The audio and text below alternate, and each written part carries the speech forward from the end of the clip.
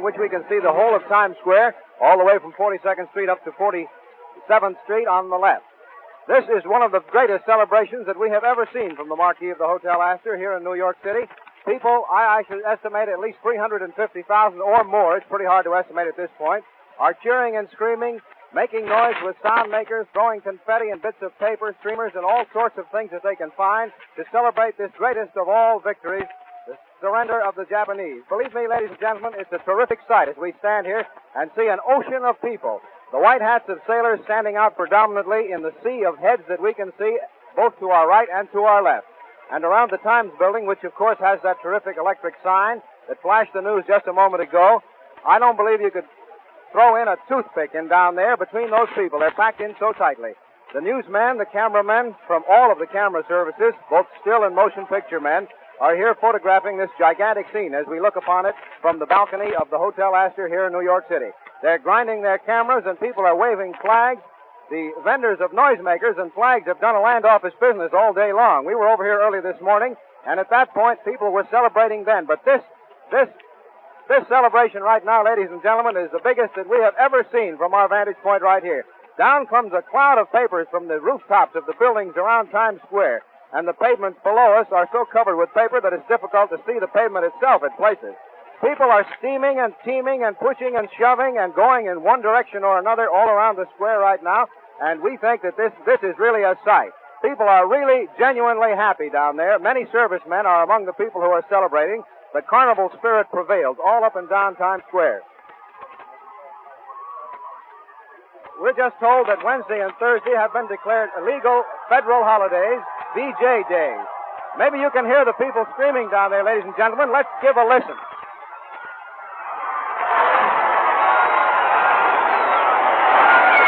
And thus shows just a small sample of what it was a moment ago when the Times electric sign flashed the news that everyone has been waiting for many long years. People were sitting on the curbs all afternoon on newspapers. People were perched on the fence along the middle of Times Square and perched just everywhere you could imagine, waiting for the news to come through.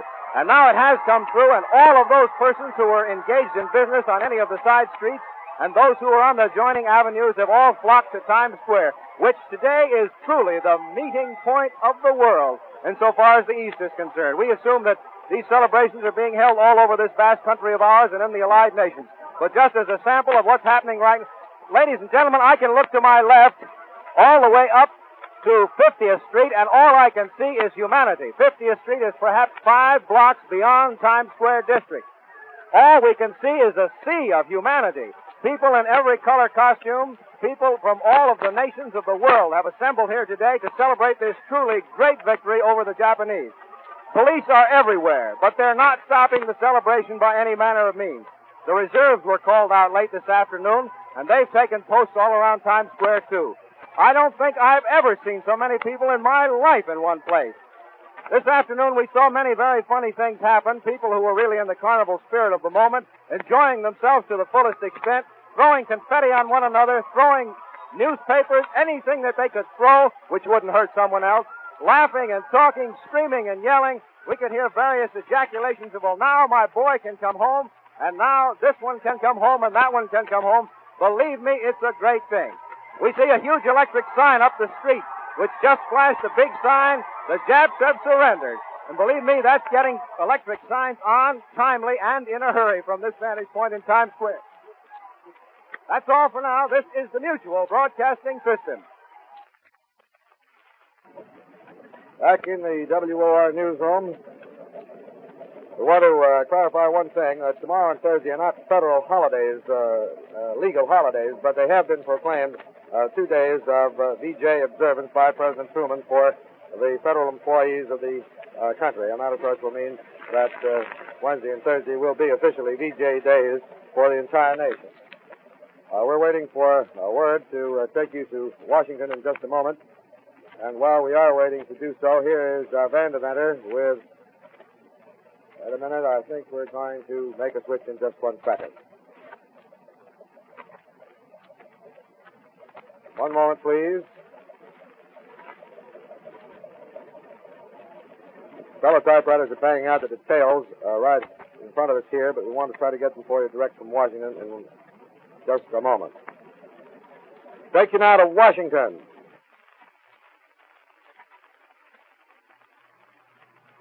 Good evening, ladies and gentlemen. This is Fulton Lewis, Jr. speaking from the Mutual Studios across the street from the White House in Washington, D.C., where President Truman has just made the very dramatic announcement that the unconditional surrender of Japan finally has been received officially here by the United States government.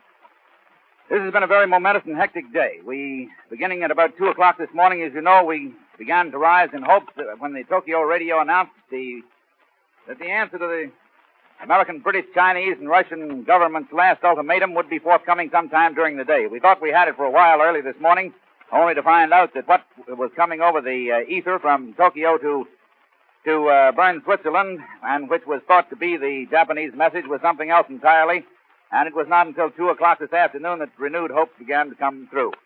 Then, throughout the afternoon, it was a play-by-play account of the most dramatic possible build-up. First, the news that the real Japanese message had been received in Bern, Switzerland. Then the fact that it had been turned over to the American minister there in Bern, Switzerland. Then the fact that the American minister had transmitted it by cable to Washington. Then the fact that the Swiss minister here in Washington was on his way to the State Department and had arrived there. Then Burns, at about 6:20 tonight, that Mr. Jimmy Burns, the Secretary of State, had moved over to the White House to make his formal report to the President. Then about 7:15 o'clock, we were informed that at 7 o'clock on the dot, the President would hold a press conference for an official announcement. There were perhaps 125 newsmen there, jammed into the President's office. A very, very tense surrounding. Mr. Kruger, the War Production Board, was there. The President's military and naval aides. Secretary of State Hull was supposed to be there, but didn't get there until the ceremonies were partially over, although Mr. Secretary of State Jimmy Burns was present. I shall read you the exact statement of the President, his exact words, because I think they can express a little better than I could secondhand the drama of what he said. He said, "I received this afternoon a message from the Japanese government in reply to the message forwarded to that government by the Secretary of State. I deem this reply a full acceptance of the Potsdam Declaration, which specifies the unconditional surrender of Japan. In the reply, there is no qualification. Arrangements now are being made for the formal signing of surrender terms at the earliest possible moment. General Douglas MacArthur has been appointed the Supreme Allied Commander to receive the Japanese surrender. Great Britain, Russia, and China will be represented by high-ranking officers. Meantime, the Allied armed forces have been ordered to suspend offensive action. The proclamation of VJ Day must wait upon the formal signing of the surrender terms by Japan. The following is the Japanese government's message accepting our terms." And I'm quoting the actual message from Japan now. "With reference to the Japanese government's note of August the 10th regarding their acceptance of the provisions of the Potsdam Declaration and the reply of the governments of the United States, Great Britain, and the Soviet Union, and China, sent by American Secretary of State Burns under date of August the 11th, the Japanese government have the honor to communicate to the governments of the four powers as follows. Quote, 1. His Majesty the Emperor has issued an imperial rescript regarding Japan's acceptance of the provisions of the Potsdam Declaration. 2. His Majesty the Emperor is prepared to authorize and ensure the signature by his government and the Imperial General Headquarters of the necessary terms for carrying out the provisions of the Potsdam Declaration. His Majesty is also prepared to issue his commands to all the military, naval, and air authorities of Japan and all forces under their control wherever located to cease active operations, to surrender arms, and to issue such other orders as may be required by the Supreme Commander of the Allied Forces for the execution of the above-mentioned terms." That is the end of the note. The moment that was over, the newsmen raced out of the office to flash the good news to the world. In the meantime, almost magically, the city of Washington, which has been a dead city all throughout this whole affair, has gone wild. Outside in Pennsylvania Avenue, here in front of the White House, there is bedlam supreme. So at last, ladies and gentlemen, after all these almost 5 years and these last 5 days of very hectic waiting, the war is over. The Japanese who started at Pearl Harbor at last have theirs. Sic semper tyrannis. We now return you to Times Square in New York.